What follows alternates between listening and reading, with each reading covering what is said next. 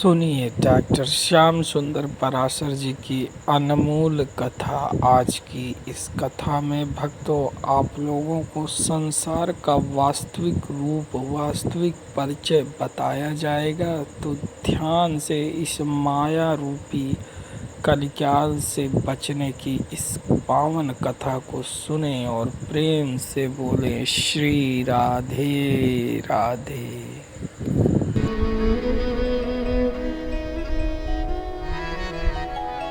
बहुत से छोटे छोटे बालक इन्हें पागल समझ करके इनके पीछे पड़े हुए हैं। बहुत सी सुंदरियां भी इनके दिव्य रूप सौंदर्य पर विमुग्ध होकर के इनकी अनुगामिनी बन जाती हैं, पीछे पड़ जाती हैं। सुखदेव जी को कुछ भी भाष्टो व्रतश्च बालै रवधूत वेशः अलक्षलिंगः स्त्री पुरुष भेद रहता। सुखदेव जी को भान ही नहीं कि कौन स्त्री कौन पुरुष। निज लाभ तुष्ट, अपने निजानंद में निमग्न है। असली आनंद उनको अपने भीतर ही प्राप्त हो रहा है।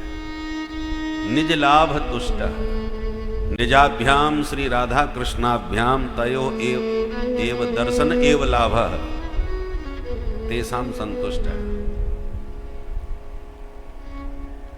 प्रिया प्रीतम की युगल छटा को नेत्र हृदय पटल पर निहारते रहते हैं और उसी मस्ती में मस्त रहते हैं।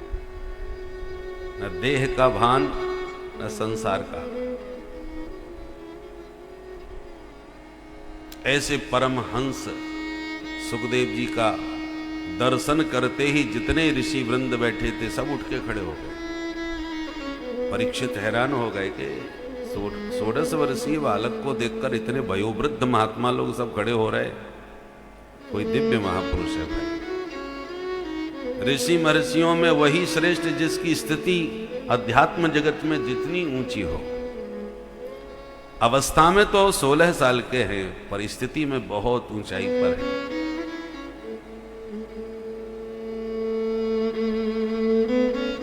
इसलिए सभी ऋषि उठ के खड़े हो गए। तो परीक्षित भी समझ गए।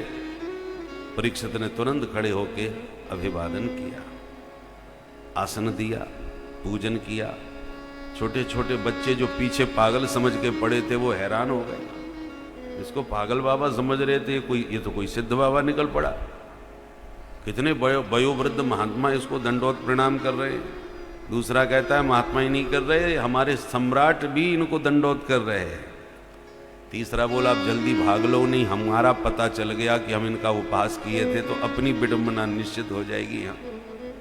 तो डर के तुरंत बच्चे भाग लिए, स्त्रियां भी चली गई। ततो निवृत्ता यबोधा स्त्री और भका, सब चले गए। परीक्षित ने विधिवत पूजन किया और कहा भगवान येषां संस्मरणात् पुंसां सद्यः शोध्यन्ति वै गृहा किं पुनर्दर्शन स्पर्श पाद शौचासनादिभिः। आप जैसे सिद्ध संतों के स्मरण करने मात्र से जीव परम पावन हो जाता है। तो जिनके स्मरण से ही जीव शुद्ध हो जाए तो कैमुतकन न्याय से उनके दर्शन चरणोदक आदि मिल जाए तो उसके कल्याण में क्या संदेह। आप योगियों के भी परम गुरु हैं महाराज। आज कृपा करके मुझे ये बतावे कि हम जैसे म्रियमाण मनुष्यों को क्या करना चाहिए। सिर्फ अपने बारे में नहीं पूछा,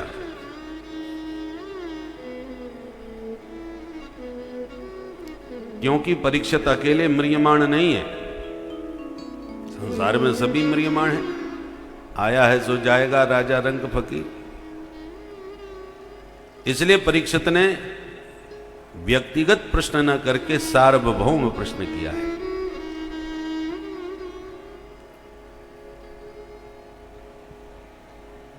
यत् कर्तव्यम नरभि प्रभो, बहुवचन का प्रयोग किया। यत् कर्तव्यम नरभि, राजा का कर्तव्य है वो सिर्फ अपना कल्याण न करे, अपनी सारी प्रजा के कल्याण की भावना रखे। इसलिए परीक्षित का व्यक्तिगत प्रश्न न होके सार्वभौम प्रश्न है। हम किसको ध्यान हम किसका श्रवण करें। यत् श्रोतव्यम अथो जप्यम यत् कर्तव्यम, हमारा जीव का क्या कर्तव्य है। सिर्फ कर्तव्य ही न बताइए, क्या अकर्तव्य है वो भी बताइए। हमको क्या करना चाहिए और क्या नहीं करना चाहिए, दोनों समझाइए। स्मर्तव्यम भजनीयम वा ब्रूहि यद्वा विपर्ययम्।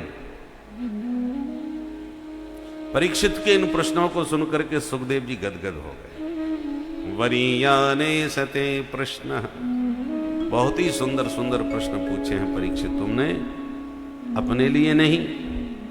क्रतो लोकहितम नृप, तुम्हारे इन प्रश्नों से लोकहित होगा, क्योंकि म्रियमाण सब हैं पर मरने पर विचार कोई नहीं करता। ऐसा नहीं है कि इनको पता नहीं है कि हम मरेंगे, सबको पता है, पर पश्यन्नपि न पश्यति, देखते हुए भी देखना नहीं चाहता, अनजान बना रहना चाहता है।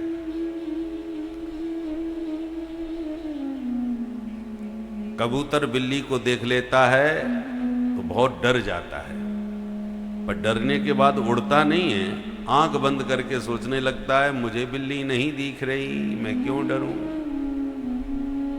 पर मूर्ख ये भूल जाता है कि तुझे बिल्ली नहीं दिख रही, पर बिल्ली को तो तू दिख रहा है। आंख बंद करना कोई समाधान होता है?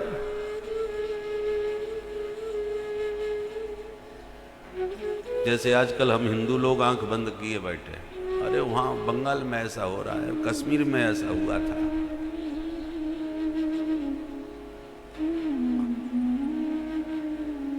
अब ऐसे ही थोड़ी होता रहेगा, सब आंख बंद कर लिया। समझते हुए भी ना समझ बन जाते हैं। जब स्थिति सिर पर आती है तब घबरा करके फिर विचार करते हैं, ये समझदारी नहीं होती। गांव के किसी भी घर में आग लगे तो पूरे गांव वालों को मिल करके उसको बुझाने का प्रयास करना चाहिए। यदि आप ये सोचते हैं कि उस घर में आग लगी है, हमें क्या लेना देना है, तो वो दिन दूर नहीं होता, वो क्षण दूर नहीं होता कि उस घर की आग एक दिन पूरे गांव को घेर लेती है। इसलिए देश में कहीं भी समस्या हो, सब पर पूरे देश को विचार करना चाहिए, अन्यथा जो समस्या वहां है उसको यहां आने में देर नहीं लगेगी।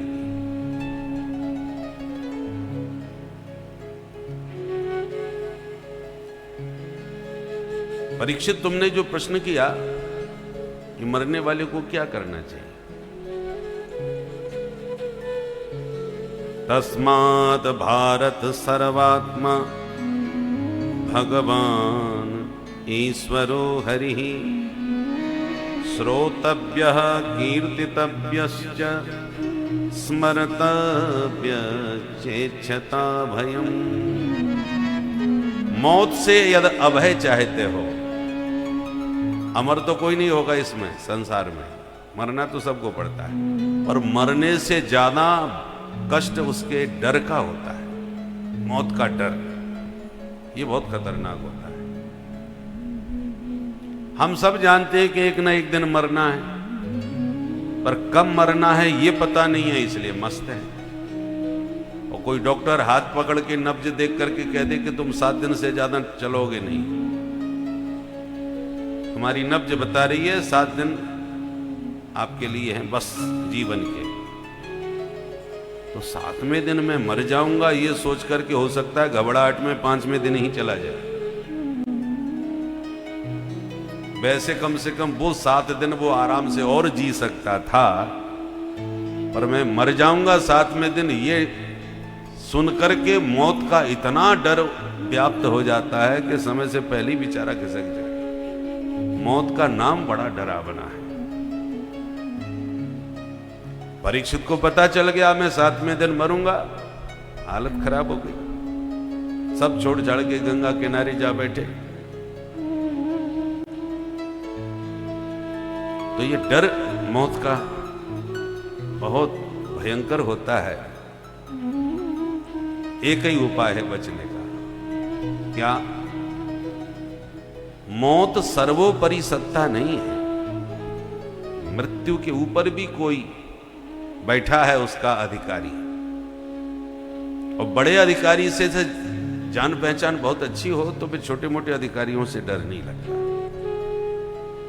एसपी साहब से आपकी खूब दोस्ती है या रिश्तेदारी है, घनिष्ठता है, फिर दरोगा जी का क्या डर? बल्कि उल्टा दरोगा जी आपसे डरेंगे। बस उन्हें पता होना चाहिए कि तुम्हारा परिचय वहां है। उसी प्रकार आप मौत से तभी तक डर रहे हैं जब तक मुरली मनोहर माधव से तुम्हारा नाता नहीं जुड़ा है। भगवान से जब संबंध जुड़ जाएगा तो भगवान कहते हैं मृत्युश्चरति मत भयात्, मौत मेरे भय से चलती है।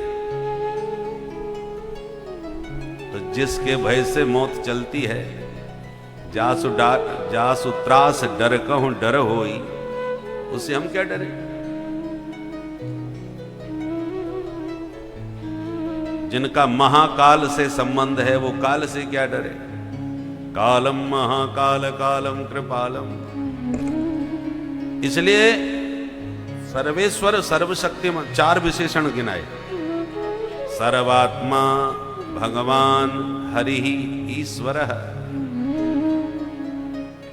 जो सर्वात्मा है, सर्वांतर्यामी है, सबकी आत्मा। हरि प्रणत जनों के पापों का, क्लेशों का, कष्टों का हरण करने वाले हैं। भगवान माने षडेश्वर संपन्न है, सामर्थ्यवान है। ईश्वरः, ईश्वरो हरि। ईश्वर माने कर्तुम अकर्तुम अन्यथा कर्तुम समर्थः।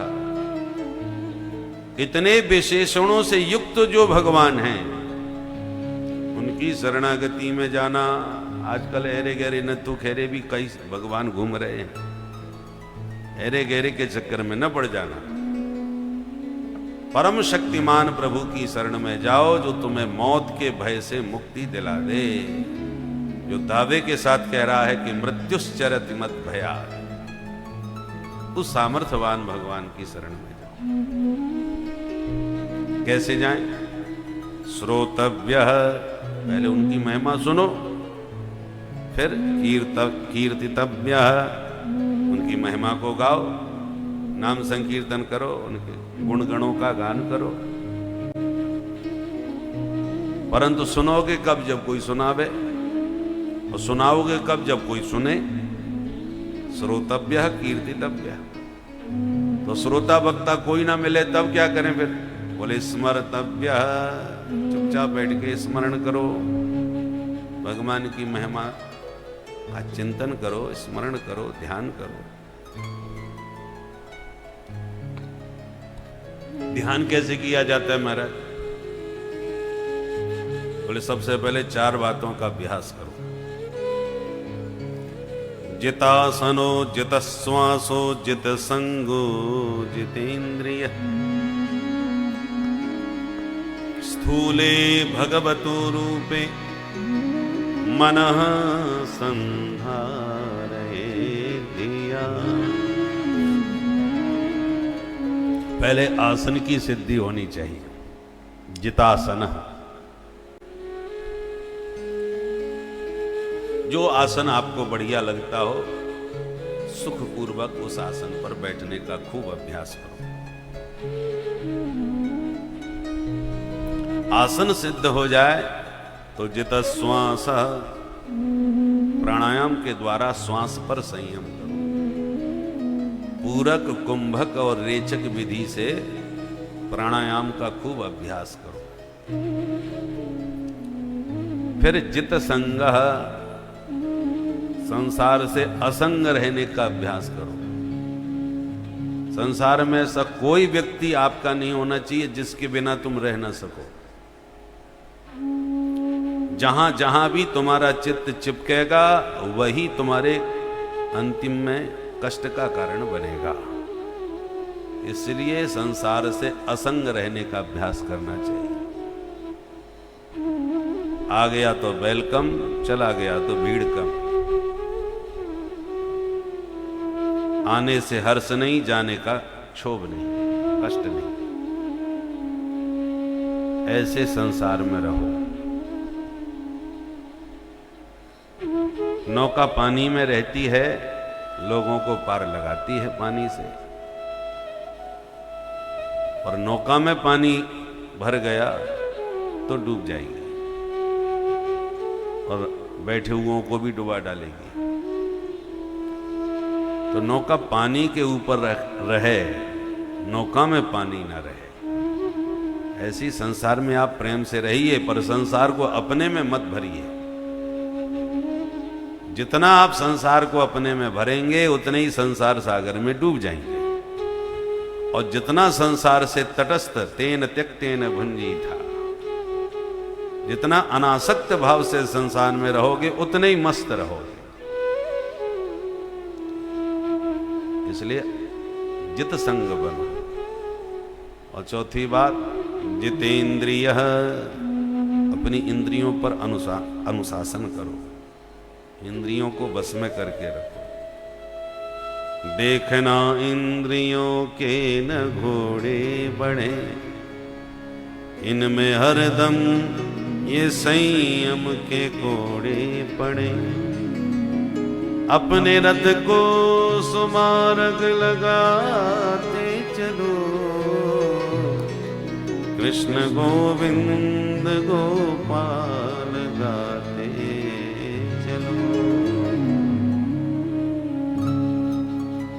तो हमारे जीवन रथ में 10 घोड़े लगे हैं, ज्ञानेंद्रियां, कर्मेंद्रियां।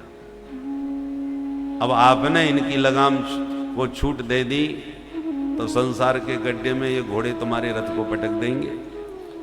जो घोड़ा गड़बड़ करे उसी में चाबुक पड़े तो बाकी के घोड़े भी सावधान रहते हैं। इसलिए इन पर संयम रखो, इनको स्वच्छंद न करो।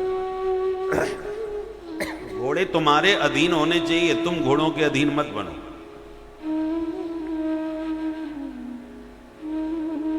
इन 4 बातों का अभ्यास करने के बाद स्थूले भगवतो रूपे मनः संधारे दिया। 2 प्रकार का ध्यान, स्थूल और सूक्ष्म। तो पहले स्थूल ध्यान करना चाहिए। स्थूल ध्यान क्या है? विश्व ब्रह्मांड में जहां तक तुम्हें जो भी दिखाई पड़ रहा है, ये सब परमात्मा का ही विराट वपु है। जो पिंड में वही ब्रह्मांड में। पृथ्वी से 7 लोक नीचे हैं, 7 ऊपर हैं। नीचे हैं अतल, वितल, सुतल, तलातल, महातल, रसातल और पाताल। ऊपर हैं भू, भुव, स्वह, मह, जन, तप और सत्य। तो ये 14 भुवनात्मक संपूर्ण ब्रह्मांड परमात्मा का ही विराट वपु है। ये जो भी हरी भरी हरियाली धरती पर आपको नजर आ रही है, भगवान के शरीर की रोमावली है। विशाल वन उपवन है, ये भगवान की अलकावली है।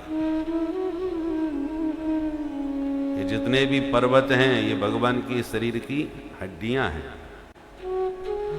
ये जितनी भी नदियां हैं, गंगा, यमुना, सरस्वती आदि, ये सब भगवान के शरीर की नाड़ियां हैं। जैसे शरीर की नाड़ियों में रक्त संचार होता रहता है, ऐसी भगवान विराट वपु के शरीर रूपी नाड़ियों में या जल संचार हो रहा है। कुछ नाड़ियां बड़ी महत्वपूर्ण होती हैं। जो हृदय से जुड़ी हुई नाड़ी है, प्रमुख नाड़ी, उसमें ब्लॉकेज हो जाए तो हार्ट अटैक हो जाएगा। इसलिए उस पर विशेष ध्यान देना चाहिए। ऐसी सारा विश्व ब्रह्मांड परमात्मा का विराट वपु है। भारतवर्ष भगवान का हृदय है, और भारतवर्ष में बहती हुई गंगा की अविरल जलधारा ये भगवान के हृदयस्थ नाड़ी है। यदि इसमें ब्लॉकेज हो गया और इसकी गति को अवरुद्ध किया तो बहुत बड़ा विस्फोट हो सकता है। इसलिए गंगा को सदैव निर्मल और अविरल प्रवाहित करते रहना चाहिए। बोल गंगा मैया की क्योंकि जितने भी दिव्य तपस्वी संत हैं सब गंगा के तट पर ही साधना में संलग्न हैं। गंगा की धारा को विकास के नाम पर यदि अवरुद्ध कर दिया तो जो संत गंगा तट पर साधना में संलग्न हैं उनकी साधना प्रभावित हो जाएगी। बाहर का विकास भी जरूरी है पर उससे ज्यादा अध्यात्म का विकास होना आवश्यक है। और अध्यात्म का विकास तो संतों के तप से साधना से होता है। और सबसे ज्यादा आध्यात्मिक विकास देने वाली भगवती सुरसरी गंगा है।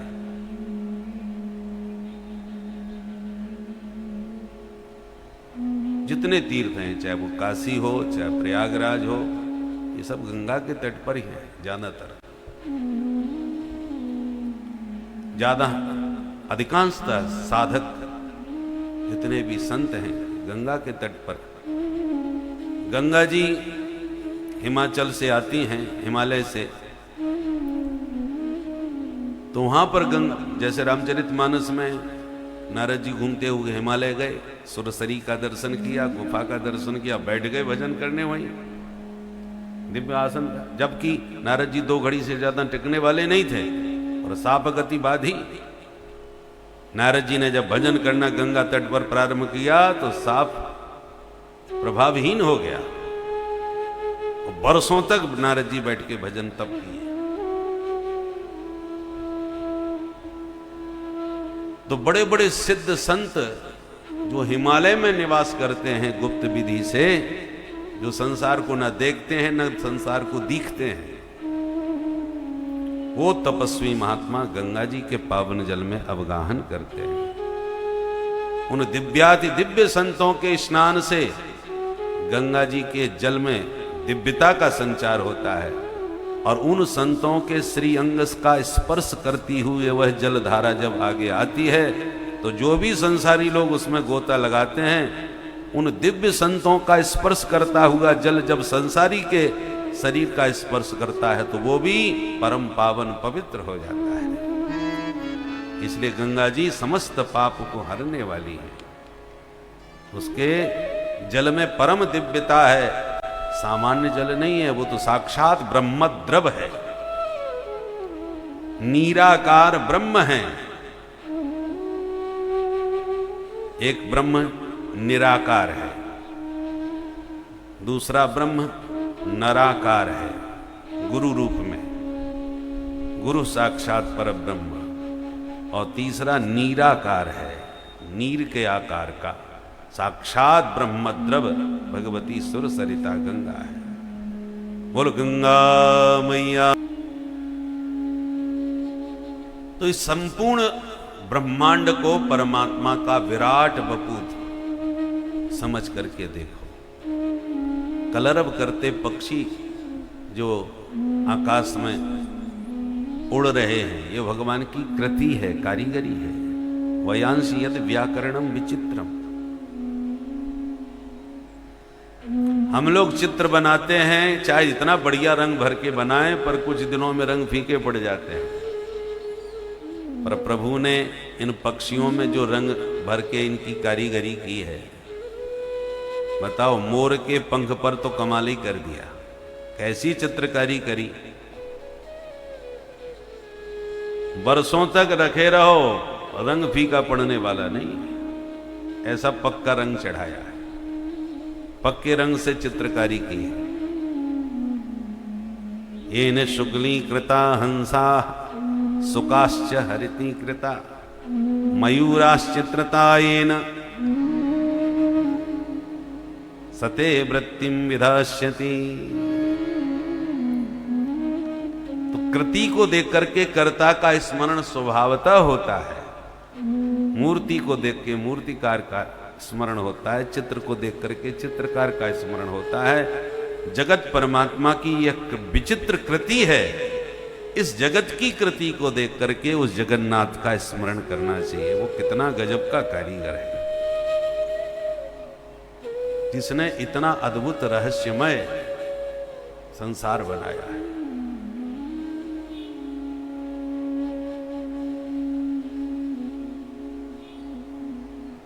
महाराज ये सब करते रहें, भगवान को ही सब जगह देखते रहें, तो खाएंगे पिएंगे जिएंगे कैसे?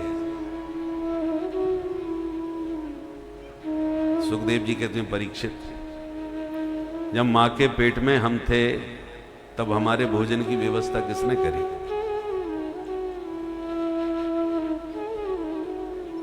मां भोजन कर रही है, बच्चे को पेट में ही प्राप्त हो रहा है, ये प्रबंधन किसने किया? जब तक वह पूरी तरह से संसार में आने योग्य नहीं हो जाता तब तक मां के गर्भ में उसकी पूरी व्यवस्था करते हैं।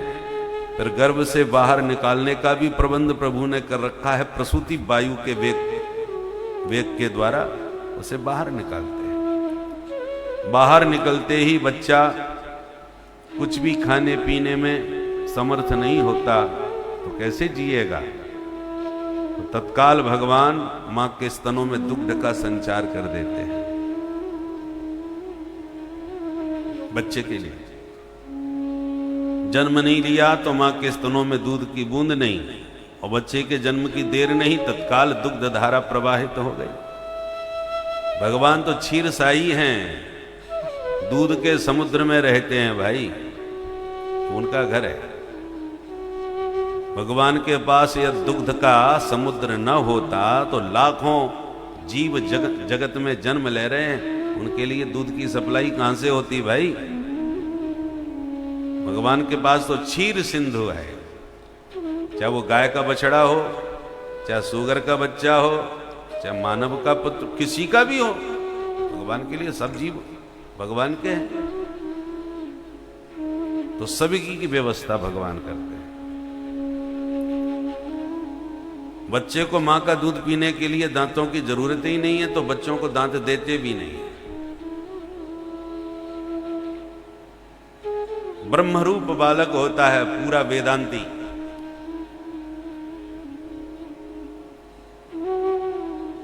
और मां का दुग्ध पीते पीते बच्चे का पोषण होता है और धीरे धीरे उसको खाने पीने की इच्छा जागृत होती है।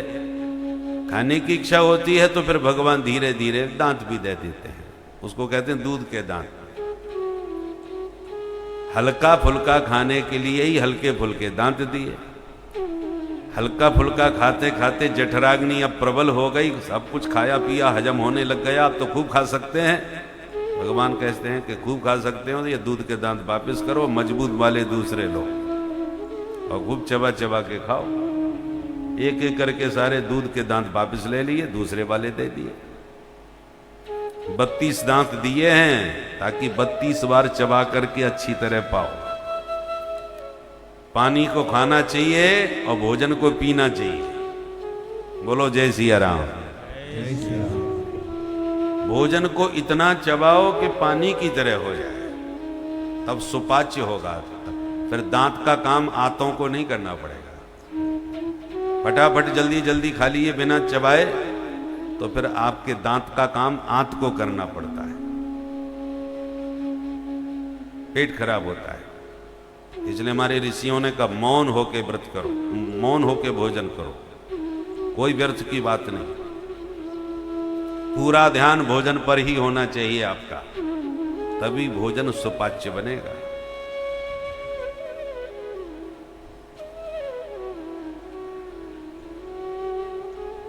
जैसे हम लोग यज्ञ करते हैं, भोजन भी यज्ञ है भाई। अग्निकुंड में हम लोग स्वाहा करके भोजन देवताओं को कराते हैं। साकल्य का हवन करके। ये पेट भी पूरा यज्ञ स्थल है, इसमें भी जठराग्नि है, उसमें भी हम लोग भोजन के द्वारा स्वाहा स्वाहा करते हैं।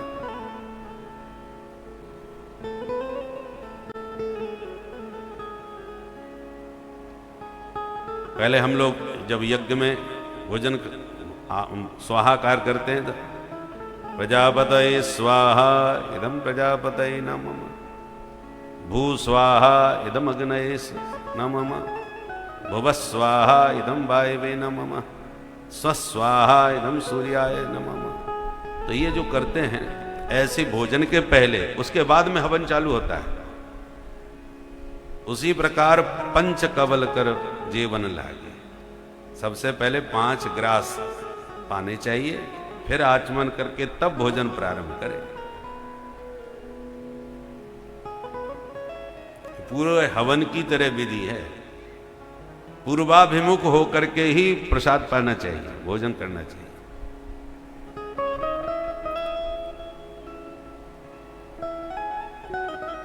तो जैसे यज्ञ की आहुति होती है, ऐसी भोजन की आहुति होती है।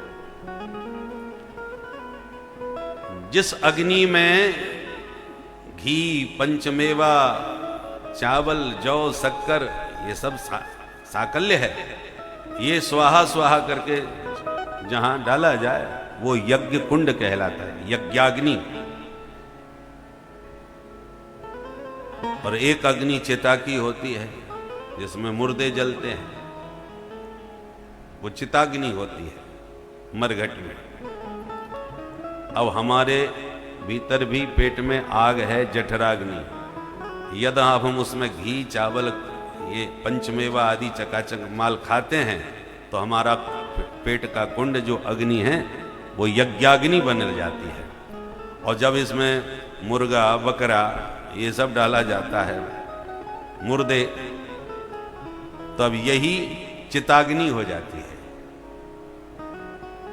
अब हमारा और आपका विवेक, हम चिता की अग्नि बनाएं अपने पेट को कि यज्ञाग्नि बनाएं, ये आपके ऊपर निर्भर है। सुखदेव जी कहते हैं, परीक्षित, जो जीव को जीने के लिए जरूरी है वो सारा प्रबंध प्रकृति के द्वारा प्रभु ने कर रखा है। चीराणि किं पथि न सन्ति दिशन्ति भिक्षाम, नैवांघ्रिपा परभृतः सरितोऽप्यसुष्यन्, रुद्धा गुहा किमजितो वतिनोपसन्ना, कस्मात् भजन्ति कवयो धन दुर्मदान्धा। पहनने को कपड़े चाहिए तो चीराणी किम पथि न संति, कपड़े पहनने को चाहिए तो क्या रास्ते में कपड़े नहीं है? कहां? बोले वल्कल वस्त्र पहनो। वृक्षों की छाल धारण कर लेते हैं महात्मा लोग, वल्कल वस्त्र जितने चाहिए ले लो। अरे महाराज, बिना कपड़ों के तो काम चल जाएगा, पर भोजन के काम नहीं चलता। भोजन बिन मुके भजन न होय गोपाला। भोजन क्या करेंगे? सुखदेव जी कहते हैं, अंघ्रिपा भिक्षाम न दिशन्ति। क्या इन वृक्षों ने फलाहार कराना बंद कर दिया है? महात्माओं को फलाहार करना चाहिए, वृक्ष फल देते हैं। अरे महाराज, वो तो ठीक है, पर पानी? बोले सरतोप्यसुष्यन्, नदियां सूख गई हैं क्या भाई? हाँ वो तो ठीक है महाराज, पर रहने को मकान तो होना चाहिए। तो सुखदेव जी कहते हैं, रुद्धा गुहा, पहाड़ों की गुफाएं सब नष्ट हो गई हैं क्या? ढेर गुफाएं हैं पहाड़ों में, जाके देखो। क्या जरूरत है मकान बनाने की? किसी भी गुफा में घुस जाओ, प्रेम से भजन करो। पहाड़ों की गुफाएं एयर कंडीशन होती हैं। गर्मियों में जाओ तरावट मिलेगी, सर्दियों में जाओ गर्माहट देती है। ठाकुर जी ने स्वभावतः एयर कंडीशन फिट कर रखा है।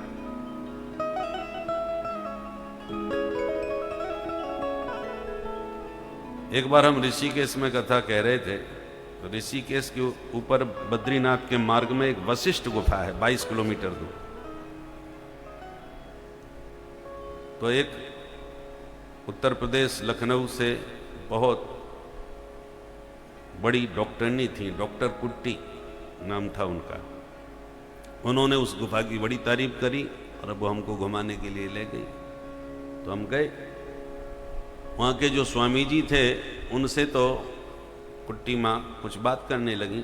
हमसे कहा, देखिए महाराज, ये वशिष्ठ गुफा है, आप जाकर के इसमें दर्शन करें। तो हम अपनी मंडली के साथ 4-5 लोग थे, भीतर घुसे। चूंकि गुफा में घोर अंधकार था, कुछ दिखाई नहीं पड़ रहा था, पर थोड़ी देर बैठ जाओ तो दिखाई पड़ने लगता था। तो अंधकारमयी गुफा में हम लोगों ने प्रवेश किया। तो भीतर जाकर के एक शिव जी की पिंडी थी और एक छोटा सा दीपक जल रहा था। तो उसके प्रकाश में हमें कुछ थोड़ा थोड़ा सा नजर आया। तो शिव पिंडी के पास में एक खाली आसन बिछा था, हम जाके उसी पर बैठ गए और उनसे कहा कि तुम लोग भी बैठ जाओ यहीं। तो वो लोग नीचे बैठ गए, हम आसन पर बैठ गए और फिर धीरे धीरे दीपक के प्रकाश में दिखाई पड़ना चालू हुआ। पहले कुछ भी नजर नहीं आ रहा था जब गए थे। बाहर प्रकाश से अंधकार में जाओ तो नजर आता भी नहीं। थोड़ी देर बैठने पर दीपक के प्रकाश में एक मूर्ति रखी नजर आई। जहां सब कलाकार बैठे थे उसके बगल में कोने में एक किनारे। मैंने कहा अच्छा ये मूर्ति नीचे क्यों रखी है भाई? तो अब जो एक हमारे शर्मा जी थे वो उसके एकदम पास में बैठे थे, वो मेरे से धीरे से बोले महाराज मूर्ति नहीं है, एक महात्मा बैठे हैं। मैंने कहा नहीं नहीं। अब हम लोगों में तर्क वितर्क होने लगा। कोई कहे मूर्ति है, कोई कहे नहीं नहीं कोई महात्मा है। मैंने कहा छू के देखो। तो शर्मा जी ने जैसी हाथ उनके सिर पर लगाने का प्रयास किया छूने के लिए, वो तुरंत यूं हिल गए। तो एकदम सब निश्चित हो गया कि अरे महात्मा जी बैठे हैं, तो हिल रहे हैं भाई। उनके हिलने पर पता चला कि नहीं ये मूर्ति नहीं है भाई, कोई महात्मा है। तो हम तो कम से कम 5-7 मिनट तक खूब गप्पे करते रहे, हास्य परिहास करते रहे। गुफा में बोले कि ऐसे ही आके भजन करना चाहिए, आदि आदि अच्छी बातें कर रहे थे, परंतु बातें तेज कर रहे थे। हमने कहा अरे राम राम ये तो महात्मा बैठे हैं, कोई भजन कर रहे हैं। हम लोग न जाने क्या क्या बातें कर रहे थे, इनको बड़ा विक्षेप हुआ होगा। जब ये निश्चित हो गया कि कोई महात्मा है तो हमने कहा आप कोई बात न करो, चुपचाप एक एक करके बाहर निकलो। तो हमने पहले उन कलाकारों को निकाला, फिर हम निकले। बाहर निकल के आए तो जो कुट्टी माता जी बैठी थी, जो वहाँ के स्वामी जी से बात कर रही थी, वहीं जाके हम भी बैठ गए। हमने पूछा महाराज जी ये गुफा में ये महात्मा जी कौन बैठे हुए हैं, कौन महात्मा? हमने कहा महात्मा जी अभी बैठे थे, हम देख करके आए। बोले नहीं नहीं गुफा में कोई महात्मा नहीं। हमने कहा साहब हमने देखा है, हमारे सब परिकर ने देखा है। बोले अच्छा बताओ कहाँ है। दोबारा घुस के गए तो पूरा हमने वो ढूंढ मारा, वो महात्मा जी गायब थे ही नहीं। हमने कि भाई एक ने देखा होता तो हो सकता था भ्रम हो जाए, पर हम लोगों ने सबने देखा था भाई। महात्मा हिले भी थे, हम तो मूर्ति समझ रहे थे। बोले नहीं नहीं यहाँ कोई महात्मा नहीं रहता। फिर हमने उस गुफा को चारों तरफ से देखा कि शायद कोई सुरंग हो, निकल गए हो महात्मा कहीं से। बोले यहाँ कोई सुरंग नहीं है भाई, वो महात्मा वो एक गुफा है और वहीं तक है जहाँ वो दीपक जल रहा है, बस उसके आगे नहीं है। उधर उतनी ही गुफा है। जून का महीना था, भयंकर गर्मी थी, परंतु उसमें तरावट मिल रही थी, इसलिए हम थोड़े बैठे। परंतु महात्मा का फिर पता नहीं चला। अनिश्चितता रही कि कौन थे क्या थे, समझ में नहीं आया। तो सुखदेव जी कहते हैं रुद्धा गुहा, ये गुफाएं क्या सो नष्ट हो गई हैं भाई, महात्माओं के लिए हैं। न जाने कौन कौन महात्मा कितने कितने अनंत काल से वर्षों तक उसमें भजन करते हैं, उन्हें निर्माण आदि की कोई जरूरत ही नहीं। एक बहुत ही पढ़े लिखे विद्वान परिपूर्णानंद जी, जो संपूर्णानंद जी के भाई थे, परिपूर्णानंद जी बहुत विद्वान साक्षर पढ़े लिखे व्यक्ति थे। ऐसे ही हिमालय की यात्रा पर निकले अकेले, और यात्रा करते करते उन्हें एक गुफा दिखाई पड़ी। तो झांक करके देखा महात्मा लोग बैठे हैं, तो घुस गए भीतर। महात्माओं ने कहा अच्छा तुम कैसे आए भाई? बोले महाराज मैं तो ऐसे पर्यटन कर रहा था, आपके दर्शन हो गए तो चला आया। तो न जाने कितनी अवस्था रही हो। उन्होंने कल्याण के लेख में ये बात लिखी है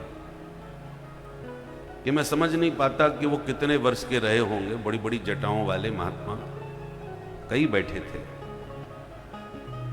मैंने उन सब के दर्शन किए, उन्होंने कुछ मुझे पवाया भी था। मैंने कहा महाराज मेरा परम सौभाग्य है, आप सब संत के दर्शन मुझे सुलभ हुए आज। महात्माओं ने कहा तुम भी रहो, जाओ यहीं रह जाओ, तुम भी भजन करो हमारे साथ। बोले महाराज मेरा भी मन है, बहुत आनंद आ रहा है आप सबके दर्शन करके, मैं भी यहीं भजन करूंगा निश्चित। परंतु महाराज अभी इस दृष्टि से मैं आया नहीं, अभी तो मैं घूमने के लिए आया था। मैं दोबारा आऊंगा तब परमानेंट आपके साथ रहूंगा। अभी कुछ घर की जिम्मेवारियां हैं, उन सबको फ्री करे आऊं, फिर आता हूं। ठीक है जाओ। बाहर निकले गुफा से। उन्होंने कहा भाई ये तो बड़े गजब के महात्मा हैं, वो गजब का स्थान है, मैं मीडिया को लेके आता हूं और इसका प्रचार प्रसार होना चाहिए कि देखिए भारत में आज भी कैसे कैसे तपस्वी महात्मा गुफाओं में रहते हैं और कैसे रहते हैं। एक बात और उन्होंने कही कि हमने कहा महाराज तुम्हारा भोजन पानी कैसे यहाँ हो पाता है, यहाँ तो कोई व्यवस्था नहीं दिख रही। तब उन्होंने एक जड़ी बताई, बोले इसको ऐसे घोल करके पी जाओ, भूख ही नहीं लगेगी, महीनों तक खाने की जरूरत नहीं। अच्छा, तो ये जड़ी बूटियों का प्रभाव भी उन्होंने देखा, महात्माओं को देखा, तो बाहर निकल के आए और सीधे आकर के पूरी मीडिया को सूचित किया कि देखो हम ऐसा ऐसा देख करके आए हैं, आप लोग चलिए आपको भी दिखाते हैं और भारत के ऋषि मुनियों की महिमा को आप प्रकाशित करें। मीडिया का पूरा ग्रुप लेकर के पहुंचे। अब खूब उन्होंने संकेत दिया था कि यहाँ हैं, और उस पूरे पहाड़ को उन्होंने छान मारा, वो गुफा दोबारा उन्हें प्राप्त ही नहीं हुई, दिखाई ही नहीं पड़ी गुफा किधर है। तब वो लिखते थे कि हमको बड़ा पछतावा हुआ कि हमने कितना दिव्य महापुरुषों का दर्शन पाने के बाद खो दिया, ऐसा सौभाग्य दोबारा नहीं मिलने वाला। संतों ने कृपा कर दी, दर्शन दे दिए। संतों की इच्छा से ही दर्शन आप कर पाएंगे, क्या भगवत कृपा हो जाए। प्रयास किया, वो न गुफा मिली न महात्मा मिले, बेचारे भटक करके खोज करके वापस चले आए। तो कहने का तात्पर्य है कि आज भी इस भारत भूमि पर न जाने कितने ऋषि महर्षि गुफाओं में बैठ करके निरंतर भजन में संलग्न हैं।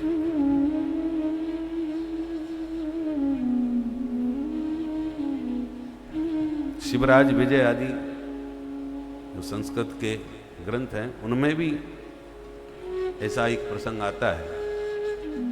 एक महात्मा निकले और कुछ उपद्रव की बातें सुनी तो बोले अरे राम राम, विक्रमादित्य के राज्य में ऐसा उपद्रव? विक्रमादित्य का राज्य? बोले हाँ। बोले महाराज विक्रमादित्य तो कब के राज्य करके चले गए, और इस समय विक्रमादित्य का राज्य नहीं है तो किसका राज्य है? बोले इस समय मुगलों का राज्य चल रहा है। मुगल लोग? ये कौन है? तो बताया, अरे राम राम राम राम। तो भैया हमको नहीं मालूम, हम तो जब गुफा में प्रवेश किए थे तब उस समय विक्रमादित्य का राज्य था। बताइए, तात्पर्य यह है कि उनकी उम्र का पता नहीं कि कितने कितने वर्ष तक वो गुफाओं में ध्यान मग्न बैठे रहते हैं। न भोजन की आवश्यकता, कोई आवश्यकता उनको नहीं, जड़ी बूटियों के बल पर भोजन को, प्यास को, सबको जीत करके निरंतर ध्यान मग्न साधना में रहते हैं। तो रुद्धा गुहा किमजितो वतिनोपसन्नान। अच्छा महाराज गुफा में तो हम घुस जाएं पर शेर भालू सांप बिच्छू आ गए तब वो डस लेंगे, खा लेंगे, तो मर नहीं जाएंगे। सुखदेव जी कहते हैं किम अजितो वतिनोपसन्नान, क्या भगवान अपने शरण में आए हुएों की रक्षा करना छोड़ दिए हैं? किम अजितः न अवति, क्या वो अजित प्रभु हमारी रक्षा नहीं करेंगे? अकस्मात भजंती कवयो धन दुर्मदान धान। जब भगवान ने शरणागत की रक्षा का व्रत ले रखा है, योगक्षेमम वहाम्यहम की प्रतिज्ञा कर रखी है, अभयम सर्वभूतेभ्यो ददामेतद व्रतम मम, सबसे अभय करने का व्रत भी भगवान ने लिया है, तो श्रीमदांध होकर के जो धन के मद में डूबे हुए हैं, ऐसे श्रीमदांधों के पीछे भागने की क्या जरूरत है? दाता एक नाम, भिखारी सारी दुनिया। कोई छोटा भिखारी, कोई बड़ा भिखारी दुनिया में है, सब भिखारी। मंदिरों में जाकर के देखो, भिखारियों की लाइन लगी रहती है बाहर, और बड़े भिखारी भीतर जाकर के ठाकुर जी से मांगते रहते हैं। बड़े भिखारी भीतर जाके मांगते हैं ठाकुर जी से, और छोटे भिखारी बाहर खड़े रहते हैं उनसे मांगने के लिए। पर हैं तो सब भिखारी, भिखारी सारी दुनिया, सब मांग रहे हैं। अभी अभी हम देख रहे थे एक जगह, एक ने वीडियो क्लिप भेजी, कितने करोड़पति भिखारी भारत में रहते हैं, तो श्रेणी बताई थी, बता रहे थे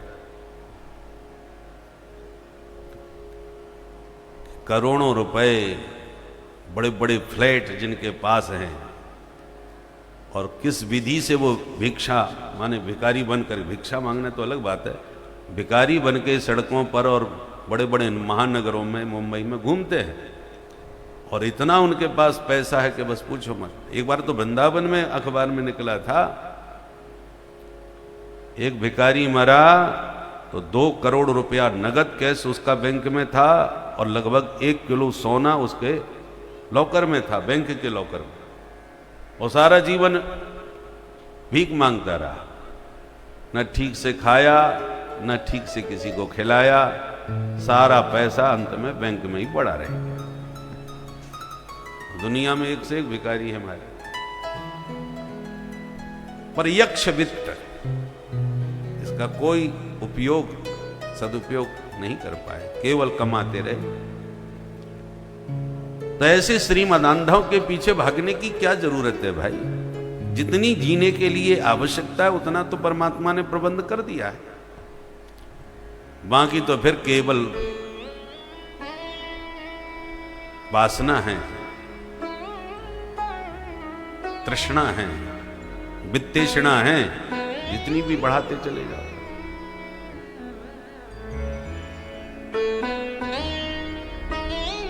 अद्भुत वैराग्य का वर्णन किया है सुखदेव जी ने।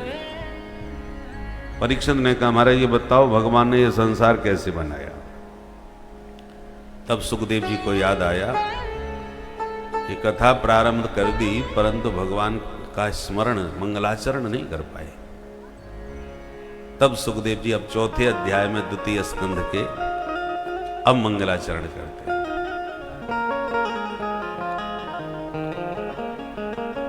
यत् कीर्तनं यत् स्मरणं यदीक्षणं यद् वन्दनं यत् श्रवणं यदर्हणं लोकस्य सत्यो विधनोति कल्मषम् तस्मै सुभद्र श्रवसे नमो नमः। तपस्विनो दानपरा यशस्विनो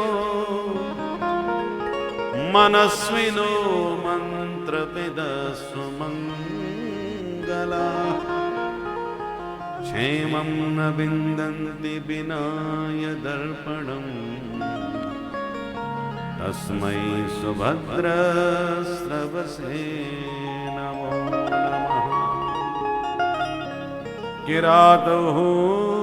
किरातहूणांध्र पुलिंद पुलकसा आभीरकंका यवना खसादयः येन्ने च पापा यदुपाश्रयाश्रया सुध्यन्ति तस्मै प्रभवेष्णवे नमः।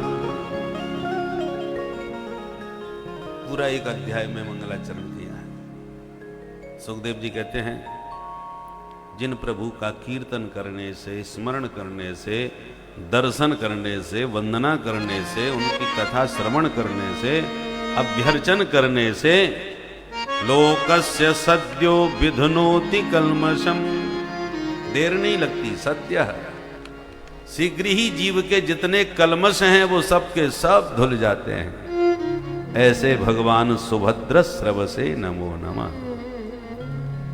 पूरे मंगलाचरण में बार बार सुभद्र स्रव से क्यों भगवान को कहा है?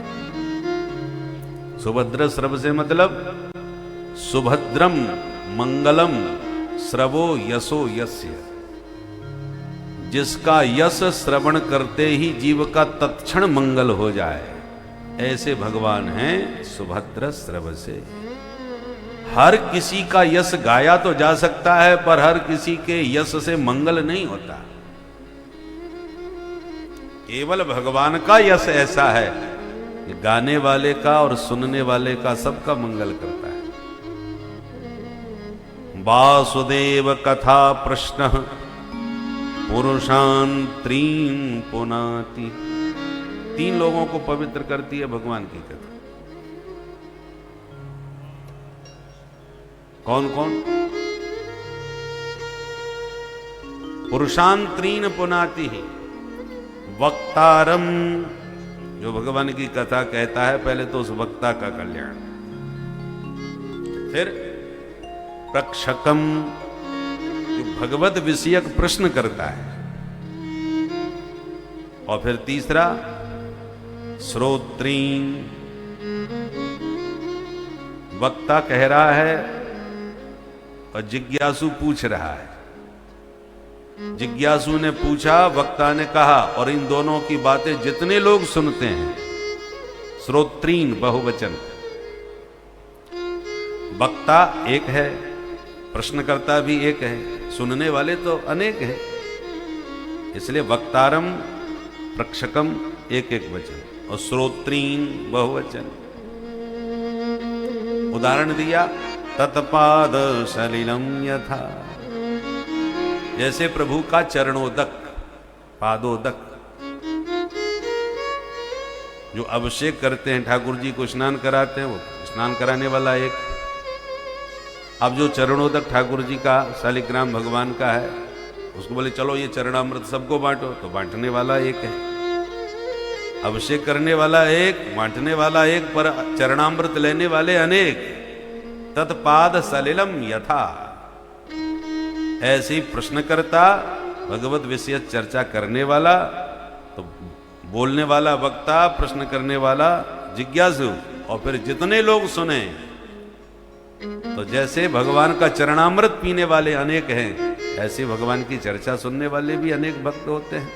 तत्पाद सलिलम यथा, सबका मंगल करती है भगवान की कथा, इसलिए गोपियों ने कहा श्रवण मंगलम, सुनते ही जीवों का मंगल हो जाता है हरि कथामृत से। तो इसलिए सुभद्र स्रवसे नमो नमः, ऐसे भगवान सुभद्र तपस्वी हो, तेजस्वी हो, मनस्वी हो, यशस्वी हो, दानी हो, सर्वगुण संपन्न क्यों न हो, पर क्षेमम न बिंदंती बिना यदर्पणम। जब तक भगवान को समर्पण वह व्यक्ति नहीं करेगा, तब तक कल्याण होने वाला नहीं है। और दूसरी तरफ कितना भी पतितात्मा हो, किरात, हूण, तमाम लोगों के नाम ली, यवन मिलेक शादी है, तो सब पतित हैं। बोले कुछों के तो नाम गिना दिए, पर अंत में बोले ये अन्येच, ये नेच पापा, और भी जितने भी पापा हैं, पापा समझ गए, महापापी, तो बड़ा पापी होता है उसको पापा बोलते हैं। पाप तो एक वचन है, पापा बहुवचन है। तो छोटा मोटा पापी है तो पाप, और बड़ा पापी है तो पापा। तो ये नेच पापा और भी बड़े बड़े जितने भी पापा हैं, भगवान के चरणों का आश्रय लेते ही यदुपाश्रयाश्रया शुद्ध्यंती, भगवान का चरणाश्रय ग्रहण करते ही शुद्ध हो जाते हैं। ऐसे प्रभु के पाद पद्मों में हम बारंबार प्रणाम करते हैं।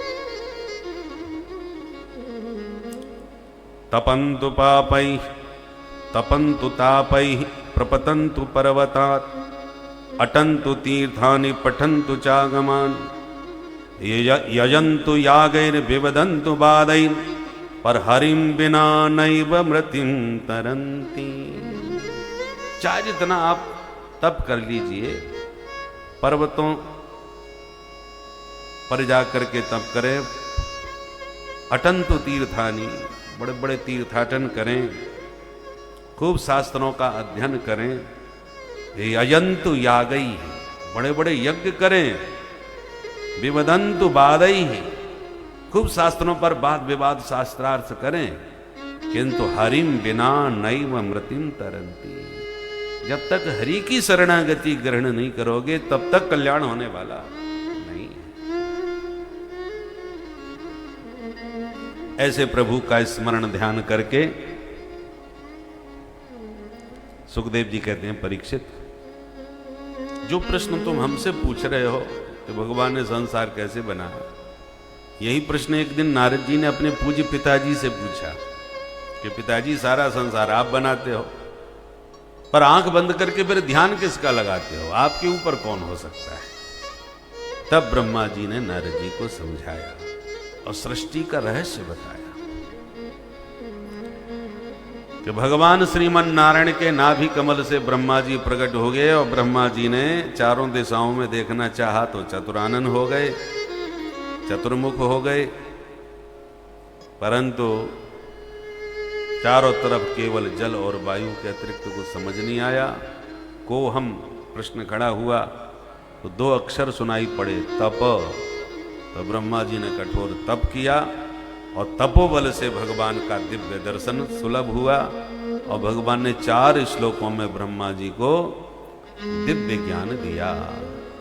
ज्ञानम परम गुह्यम में यद विज्ञान समन्वितम सरहस्यम तदंगम च गृहाण गदितम मया। भगवान कहते हैं, ब्रह्मा जी ध्यान से सुनिए, मैं बड़ा ही गोपनीय विज्ञान संयुक्त ज्ञान तुम्हें प्रदान कर रहा हूं। और 4 श्लोकों में भगवान ने दिव्य उपदेश दिया है। इसको चतुश्लोकी भागवत कहते हैं। प्रथम श्लोक में तत्व का वर्णन है, दूसरे श्लोक में माया का वर्णन है, तीसरे श्लोक में जगत का वर्णन है और चौथे श्लोक में जिज्ञासु का। यही जानने योग्य है तत्व क्या है। अहमेवा समेवाग्रे नान्यत् यत् सदसत्परम पश्चादहं यदेतच्च योऽवशिष्येत सोऽस्म्यहम्। ऋतेऽर्थं यत् प्रतीयेत न प्रतीयेत चात्मनि तद्विद्यादात्मनो मायां यथा भासो यथा। भगवान कहते हैं, अहम एव अग्रे। जब संसार में कोई नहीं था और कुछ भी नहीं था, तब सिर्फ हम थे। अहम एव अग्रे। तो आप अकेले अकेले क्या कर रहे थे? भगवान बोले, आसम एव। हम अकेले थे और केवल थे ही थे, अपनी मौज में थे, अपने आनंद में थे। तो क्या आपके अलावा कुछ भी नहीं था? भगवान बोले, ना न अन्यत, मेरे अतिरिक्त कुछ भी नहीं था। सत असत पर, न सत था न असत था, न सूक्ष्म था न स्थूल था, न कारण था न कार्य था, कुछ नहीं था, केवल मैं ही था। अरे भाई, आपके अतिरिक्त यदि कुछ भी नहीं था तो ये संसार काय से बनाया? इस संसार को बनाने का कुछ मटेरियल तो आपके पास रहा ही होगा ना, जिससे आपने ये संसार बना के तैयार कर दिया। भगवान बोले कोई मटेरियल नहीं था, तो बिना मटेरियल के कैसे बन गया ये संसार?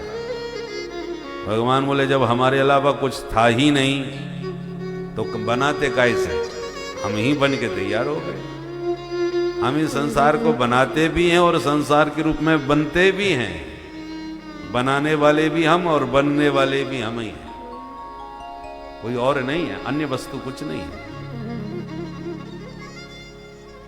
बोलो राधे राधे। प्रत्येक कार्य के दो कारण होते हैं, निमित्त और उपादान। घट बना, शास्त्रों में घट और पट का ही दृष्टांत जाना। घट और पट के दृष्टांत से बात झटपट समझ में आ जाती है, क्योंकि ये व्यवहारिक वस्तु हैं घट और पट। तो घट काय से बना? बोले मिट्टी से। तो घट का उपादान कारण कौन है? बोले मिट्टी। तो मिट्टी अपने आप घड़ा थोड़ी बन जाती, कोई बनाता है। कुंभकार, बनाने वाला कौन हुआ? बोले निमित्त कारण। तो घट का उपादान कारण है मिट्टी और कुंभकार है निमित्त कारण, बनाने वाला। ऐसे हजारों दृष्टांत दिए जा सकते हैं। कुल्हाड़ी बनती है, कुल्हाड़ी का उपादान कारण है लोहा और निमित्त कारण है लोहार। बढ़िया गाड़ी बनाई, हल बनाया, निमित्त कारण है। बढ़ई उपादान कारण है लकड़ी। कंगन कुंडल आदि जो आभूषण हैं उसका उपादान कारण है सोना और निमित्त कारण है स्वर्णकार। ऐसे व्यवहारिक अनेकों दृष्टांत। अब स्वर्णकार ने सोने से अनेक आभूषण बनाए। अब उनके नाम अलग अलग हैं। ये लर है, ये हार है, ये अंगूठी है, ये कंगन है, ये नथ है, आदि आदि कितने आभूषण। परंतु तत्वतः विचार करो तो सोना तो एक ही है। एक ही सोने के अनेक आभूषण हैं। नाम अंगूठी है पर है तो उसमें सोना, नाम हार है पर है तो उसमें सोना। अब आकार अलग अलग हो गए तो नाम रूप अलग अलग हो गए। वस्तुतः तत्वतः विचार करो तो सोना सब में एक ही है। ऐसी मिट्टी के घड़ा है, कुल्हड़ है, सकोरा है, दीपक है, सुराही है, चिलम है, अनेक वस्तुएं बनती हैं, परंतु मिट्टी तो सब में एक ही है। उसी मिट्टी से घड़ा बना जिसमें जल शीतल हुआ और पीने वाले का हृदय भी शीतल कर दिया। उसी मिट्टी से चिलम बनी जो खुद जलती रही और पीने वाले के दिल को भी जलाती रही, फूंकती रही। बनी एक ही मिट्टी से। चिलम जलती और जलाती रहती है और घट शीतल रहता है, दूसरों को शीतलता देता रहता है। ऐसी भगवान ने ये सारा संसार बनाया है, उसमें सब प्रकार के लोग बनाए हैं। कुछ लोग अपनी हानि करके भी दूसरे को हानि पहुंचाते हैं और कुछ लोग स्वयं कष्ट पा करके दूसरे का कष्ट दूर करते हैं। सब प्रकार के लोग हैं भाई। द्वंद्व के बिना दो दल ना हो तो खेल ही नहीं हो सकता। ये संसार का खेल भगवान का क्रीड़ा स्थल ही तो है। क्रीडार्थमात्मनमिदं त्रिजगत कृतं ते। ये त्रिगुणात्मक जगत काय के लिए किया? खेलने के लिए। खेलने का मन हुआ, बना दिया संसार। अब खेल दो दल में होता है। राम जी खेलना चाहते थे सरजू तट पर, चारों भैया उपस्थित थे। बोले हाँ हो जाए खेल, तो बना लो दो दल। लक्ष्मण जी तो दौड़ के राम जी के बगल में खड़े हो गए, हम तो आपके ही दल में रहेंगे, आपके साथ। अब भरत जी को लगा यदि ऐसे मैं भी जाके खड़ा हो गया तो हो गया खेल, हो ही नहीं सकता फिर तो।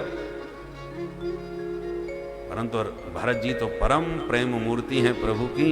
उन्होंने कहा कि राम जी को जैसे सुख मिले वह काम करना चाहिए, चाहे वो हमें विरोधी दल में खड़ा करें या अपने साथ में खड़ा करें, राम जी की इच्छा पूरी होनी चाहिए। तत् सुख सुखित्वम, प्रभु को सुख खेलने से मिलेगा और मैं उनके साथ खड़ा हुआ तो खेल हो नहीं सकेगा और प्रिय की इच्छा पूर्ण नहीं हो सकेगी, तो वो भक्ति कैसा जो अपने प्यारे का मनोरथ पूर्ण न करे।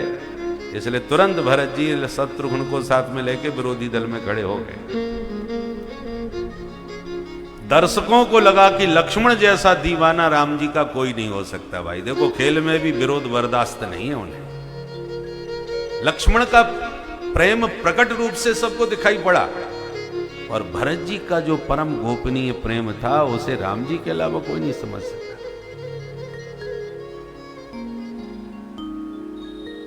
और इसलिए राम जी का पूरा ध्यान भरत पर केंद्रित था और जानबूझ के राम जी हार गए। और भरत जी सब समझ रहे हैं, भगवान की हार पर भक्त बलिहार हो जाता है। हार ही खेल जितावहि मोही, ऐसा अद्भुत स्वभाव है प्रभु का, भक्त के सामने हार जाते हैं। भक्तों के परतंत्र हैं, अहम भक्त पराधीन हो।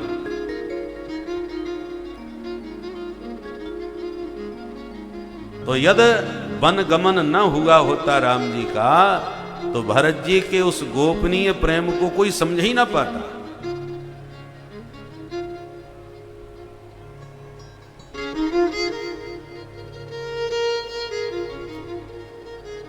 समुद्र मंथन करना पड़ा राम जी को उस प्रेमामृत को प्रकट करने के लिए।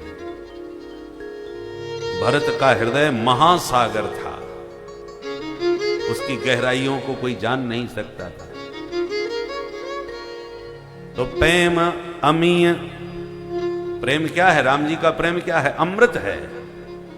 पर अमृत छुपा कहां है? भरत जी के हृदय के महासागर में छुपा हुआ है। समुद्र में अमृत था तो देवासुर दोनों मिलकर के विशाल मंदराचल पर्वत, तो ये महासमुद्र मंथन राम जी को भी करना पड़ा अयोध्या में भरत जी के सागर का। प्रेम अमीय मंदर बिरह भरत पयोधि गंभीर। भरत पयोधि गंभीर, बहुत गहरा सागर है भरत जी का हृदय, उसमें छुपा है राम प्रेमामृत। तो मंदर बिरह, 14 वर्ष का जो वनवास है वो बिरह ही मंदराचल पर्वत बन करके भरत जी के हृदय पर पटका। और पहाड़ जब समुद्र में गिरे तो समुद्र में खलबली मच जाती है। भरत जी के हृदय सागर में जब राम जी के वियोग का वह समाचार मिला तो भरत जी का हृदय में खलबली मच गई। गंभीर जो समुद्र था वो उच्छलित होने लगा।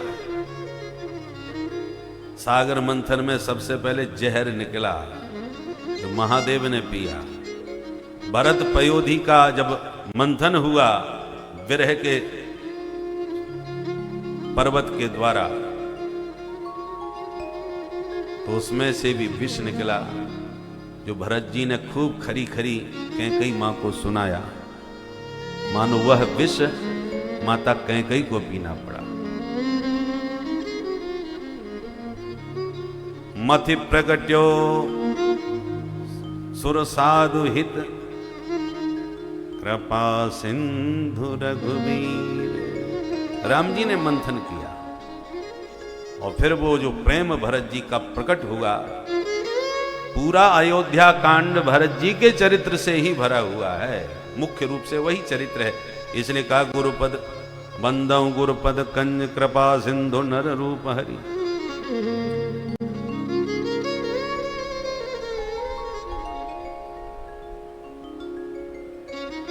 तो भरत जी का चरित्र ही गोस्वामी जी ने अयोध्या कांड में प्रधान रूप से गाया है।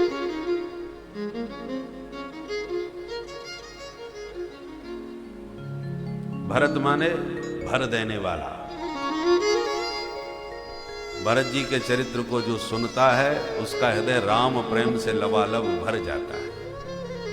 इसलिए पूरा चरित्र सुनाने के बाद गोस्वामी जी ने अंत में एक ही सोरठा कहा,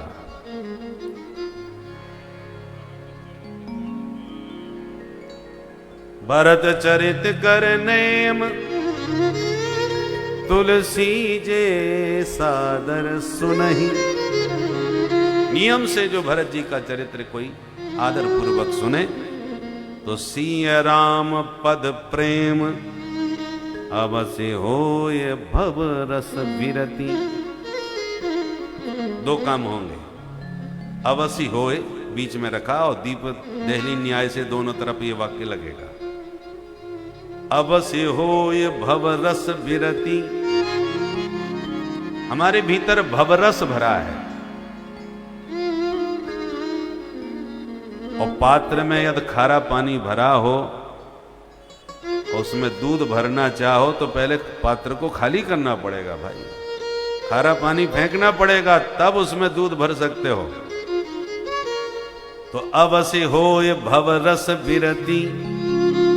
जो भरत जी के चरित्र को सुनता है उसे भवरस से विरक्ति हो जाती है, माने भवरस उसके हृदय से निकल जाता है। और सिय राम पद प्रेम अवश्य होय। सीताराम जी के पाद पद्मों में उसकी प्रीति निश्चित रूप से हो जाएगी। तो भवरस से विरति और सीताराम जी के चरणों में प्रीति दोनों प्रदान करने वाला है भरत जी का चरित्र।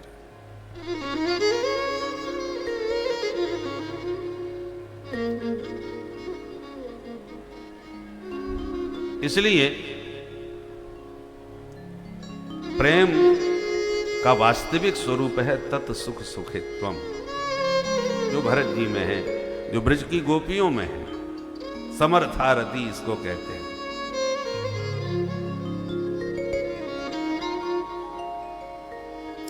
तो भगवान ही संसार के रूप में दिखाई पड़ रहे हैं। हरिदेव जगत जगदेव हरि। हरि और जगत अलग अलग नहीं है। आप कह रहे हो ये कुंडल है, कंगन है, हम कह रहे हैं ये सोना है। बात वही है, कहने का ढंग अलग अलग हो सकता है और इसी ढंग पर तमाम प्रकार के बात खड़े हो गए। दोनों अपनी जगह पर सही। हम भी कह रहे हैं कि सोना है, आप कह रहे हो नहीं ये तो कंगन है। कंगन सोने का है, हम कहते हैं सोने में कंगन है। भाई सोना ही तो कंगन बना है, कंगन कोई सोने से अलग पदार्थ थोड़ी है। आप कह रहे हो कि नहीं ये कंगन है, सोने का कंगन है, हम कह रहे हैं सोना ही कंगन बना है। इसलिए हरिरेव जगत जगदेव हरि। हरि ही जगत है, जगत ही हरि रूप है। सिय राम मैं सब जग जानी।